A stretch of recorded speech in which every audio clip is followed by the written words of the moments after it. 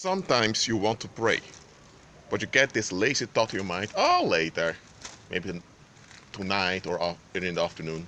Listen, sometimes there is no later. Sometimes when you have the urge to pray, it is because there's something going on that needs your attention. You delaying that prayer may cause side effects in the sense that bad stuff are unfolding and you didn't hinder it through prayer. Let's say now that you feel like there is psychic violence coming against you and you feel the urge to pray. But you think, you know what, let me do it later. And you forget to do it later, you do it tomorrow. At the time you had this deep urge to pray, there were people making false reports about you at the police station. If you went into prayer at that moment, at the police station, computers would have shut down, computer chips would have exploded, you would have caused an earthquake over there, so none of the false charges would be processed. But now, because you did it a day later, now there are false charges against you that are recorded in the documents of the legal system, and now this is going to become a hinder to you in the long run. Or it can be that someone comes to your mind, for example your nephew, and you think, let me pray for Robert. But then you think, oh, I'll pray later.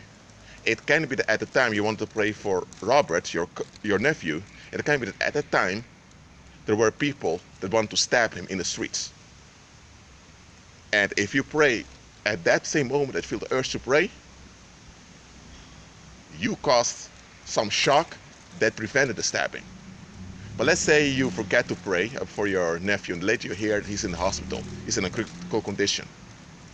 Did you cause that bad thing to happen? No. But you had the ability to anticipate it and to even prevent it. So you can't always prevent things, but you can anticipate it. I'm not using guilt on you here, absolutely not. I'm just telling you as things are. Don't think, later. Sometimes there is no later.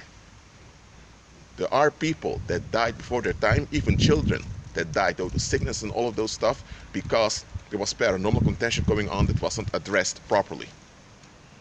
Some of you believers have endured a lot of hardship in your past due to the neglect of others around you who should have been alert towards you. Some of you had parents who weren't alert. Some of you went to a church where they only preached morals instead of preaching Christ. Anyway, that happened to you due to the neglect of others. Don't follow in their footsteps. Look, you don't know everything, you're not the Most High. Don't develop a savior complex because you're not the savior Christ is. Just realize that the moment you get the urge to pray and to be spiritually active, do it. You never know what's going on that requires your attention. Yes, your attention, your involvement. So, keep agreement with Christ and be at peace.